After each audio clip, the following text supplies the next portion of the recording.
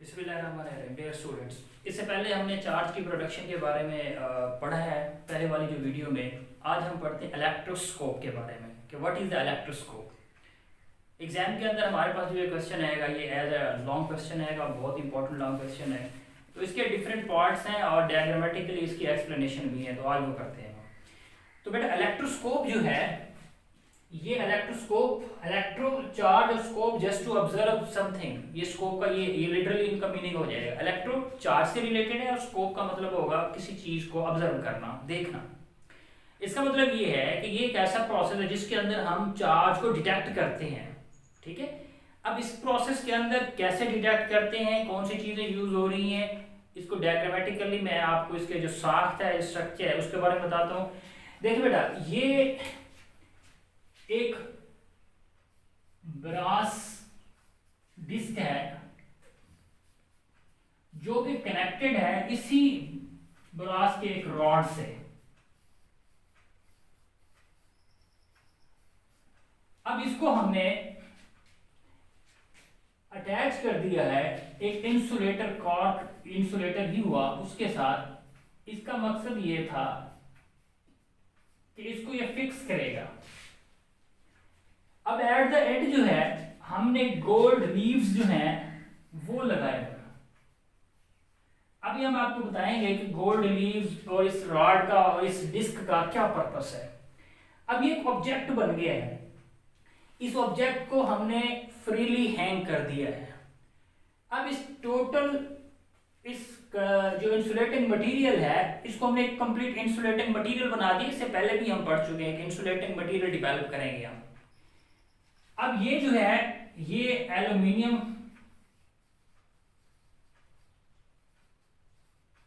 Foil है और इसको हमने क्या किया, ये कॉपर वायर थी और कॉपर वायर से अटैच करके हमने इसको अर्थ कर दिया है।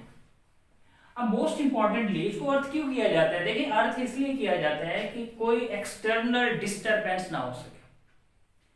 अब ये ओवरऑल इस सिस्टम को हमने एक गिलास जार के अंदर इनक्लोज कर दिया है। ये गिलास जार है। अब मैं दोबारा आपको बताऊंगा, एक ब्रास डिस्क थी और एक रॉड उसी मटेरियल का है और एट द एंड हमने गोल्ड लीव्स अटैच कर दिए। ये एक इंपॉर्टेंट बॉडी बन गया है और इसका हमने टोटल ये सारा सिस्टम इंसुलेट कर दिया है। इसको हम कहते हैं कि ये एक इंसुलेटिंग कंडक्टिंग मटेरियल है।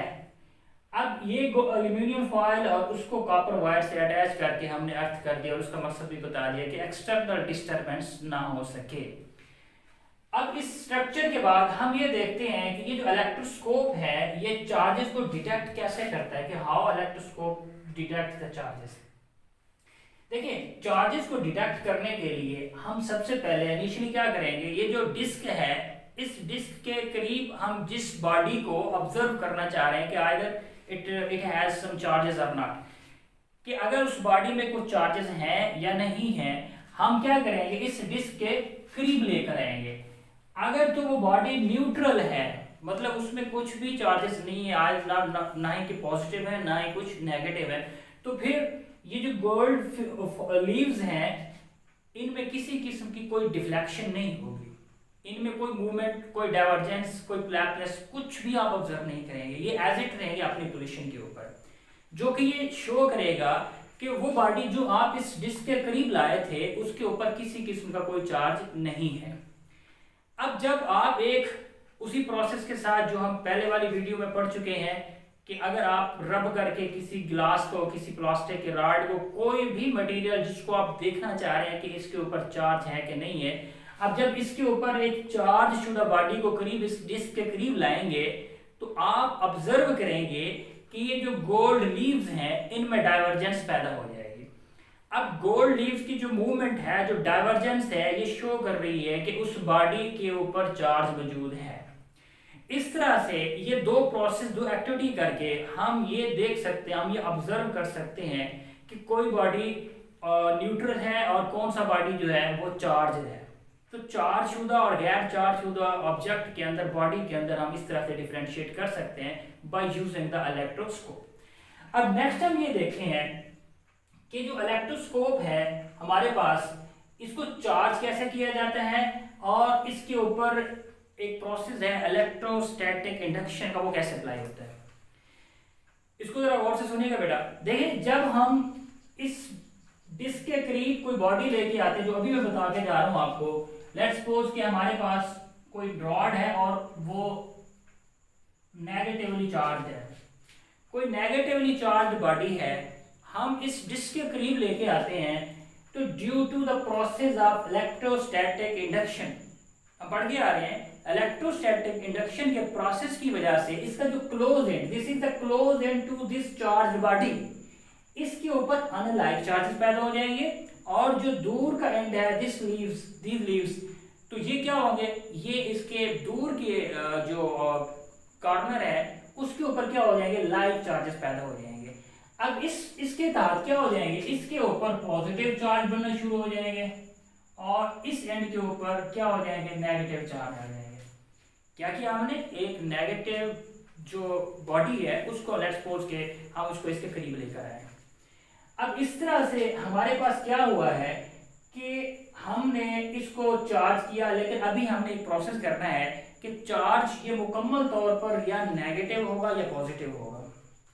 कैसे होगा, अब हम ये करते हैं कि इसी जो हमारे पास अभी हमने कहा कि ये जो रॉड है इसको हम अटैच कर देते हैं इसके साथ, कॉपर वायर के साथ। देखिए अर्थ कर दिया हमने इसको। जब हम इसको अर्थ कर देते हैं तो अर्थ का मतलब ये होता है कि वो जो फ्लो ऑफ चार्जेस है, जो फ्लो ऑफ इलेक्ट्रॉन्स है, वो फ्लो करते हैं टुवर्ड्स द अर्थ, कि अर्थ उनको जज्ब कर लेती है। अब बॉडी को हमने हटा लिया, इसके ऊपर यूनिफॉर्मली पॉजिटिव और इसके ऊपर यूनिफॉर्मली नेगेटिव चार्ज इंड्यूस हो जाते हैं। जब हमने इसको इस वायर से कनेक्ट किया यानी अर्थ कर दिया, तो फिर ये क्या होगा कि इसमें जो इलेक्ट्रॉन है जिसको नेगेटिव चार्ज कह रहे हैं वो फ्लो करना शुरू कर देंगे, वो अर्थ की तरफ जाएंगे और यानी कि वो खत्म हो जाएंगे, और एज अ रिजल्ट हमें जो मिलेगा ये मिलेगा कि इस जगह पर भी क्या हो जाएंगे, पॉजिटिव चार्जेस इंड्यूस हो जाएंगे। अब इस वक्त क्या हुआ कि ये जो इलेक्ट्रोस्कोप है ये पॉजिटिवली चार्ज हो गया है। इस तरह से हम इलेक्ट्रोस्कोप को पॉजिटिवली चार्ज कर सकते हैं। अगर आप ये चाहते हैं कि हम इसको टोटल नेगेटिवली चार्ज करें तो हम ये वाली एक्टिविटी को रिपीट कर सकते हैं। कैसे भी, कि हम इसके करीब जो है एक पॉजिटिव रॉड या पॉजिटिव चार्ज शुदा बॉडी को लेके आएंगे। जब हम पॉजिटिव चार्ज बॉडी को लेके आएंगे उस वक्त इसके ऊपर नेगेटिव हो जाएगा, इसके ऊपर पॉजिटिव हो जाएगा, उसी तरह से फिर हम कनेक्ट कर देंगे, फिर ये नेगेटिव को हम क्या कर लेंगे, अचीव कर लेंगे। तो बेटा ये हमारा प्रोसेस है कि आप इलेक्ट्रोस्कोप को चार्ज कैसे करते हैं, ये चार्जिंग का प्रोसेस है। और इसको हमने चार्ज कैसे किया है, by using the method of electrostatic induction. Electrostatic induction के प्रोसेस से ही क्या होती है, ये चार्ज होती है।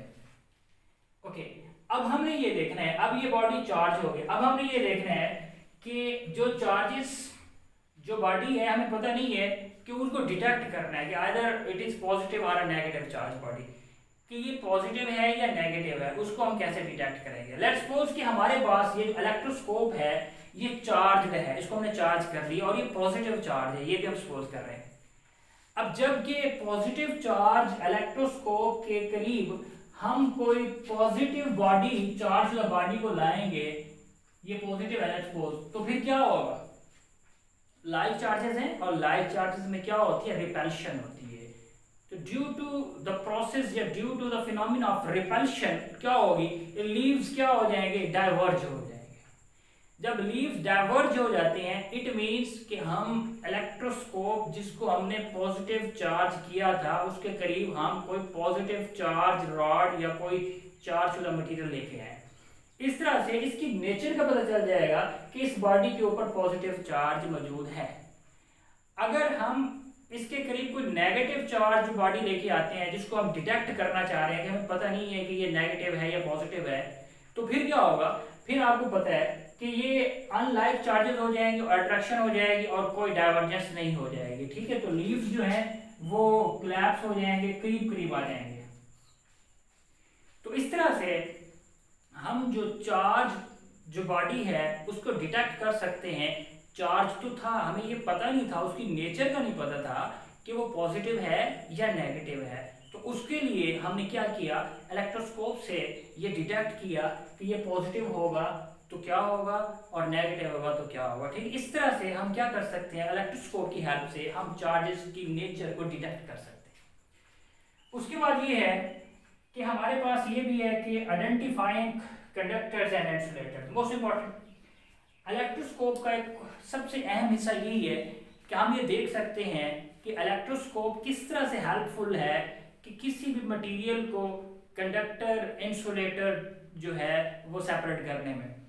देखिए हमें ये पता है कि कंडक्टर्स और इंसुलेटर क्या होता है। कंडक्टर्स में फ्री इलेक्ट्रॉन्स होते हैं और जो इंसुलेटर में उसमें फ्री इलेक्ट्रॉन्स नहीं होते। अब कंडक्टर्स को कैसे डिटेक्ट किया और इंसुलेटर को कैसे डिटेक्ट किया, वेरी सिंपली उसी तरह से हमने इलेक्ट्रोस्कोप को कंसीडर किया है और ये जो इलेक्ट्रोस्कोप है ये चार्ज्ड है, इसको मैंने ऑलरेडी चार्ज कर लिया है। हमने इलेक्ट्रोस्कोप को एज ए न्यूट्रल यूज नहीं करना। अगर हम एज ए न्यूट्रल यूज करेंगे तो वो पहले वाली बात कि इसके अंदर कोई डिफ्लेक्शन नहीं होगा, हमने इसको पहले चार्ज कर लेना है। इसको पॉजिटिव करें या नेगेटिव करें, इसको हमने पहले ये कर लेना है। तो जब इलेक्ट्रोस्कोप चार्ज होगी और इसके करीब जब हम कोई कंडक्टर इस डिस्क के करीब लेके आते हैं तो फिर हम ये ऑब्जर्व करते हैं कि ये जो लीव्स हैं, गोल्ड लीव्स हैं, इनमें डिफ्लेक्शन पैदा होती है। तो जैसे ही ये कोलैप्स होते हैं, डिफ्लेक्ट होते हैं, तो हम ये ऑब्जर्व करेंगे कि ये कोई कंडक्टर था, कंडक्टिंग मटेरियल था, वो गुड कंडक्टर होगा। अगर हम कोई इंसुलेटर इसके करीब लेके आते हैं तो इंसुलेटर की वजह से कोई क्लैपनेस नहीं होगी, कोई डिफ्लेक्शन नहीं होगी, जिससे हम ये कह सकते हैं कि ये कोई इंसुलेटर मटेरियल था, बॉडी था, जिसको हम इस ब्रास जो डिस्क है उसके करीब लाए हैं। तो इस तरह से डिफरेंट एक्टिविटी परफॉर्म करके हम इलेक्ट्रोस्कोप को यूज़ करके हम चार्ज को डिटेक्ट कर सकते हैं, उसकी नेचर को डिटेक्ट कर सकते हैं और हम इलेक्ट्रोस्कोप को चार्ज कर सकते हैं by using the electrostatic induction. और देन एट द एंड हम ये देख सकते हैं कि किस तरह से इंसुलेटर और कंडक्टर को हम ऑब्जर्व कर रहे हैं बाय यूजिंग द इलेक्ट्रोस्कोप। तो मोस्ट इंपॉर्टेंट लॉन्ग क्वेश्चन हमारे सिलेबस में है, इसको बेटा आप याद कीजिए, अपना बहुत ख्याल रखिए। अल्लाह हाफिज़।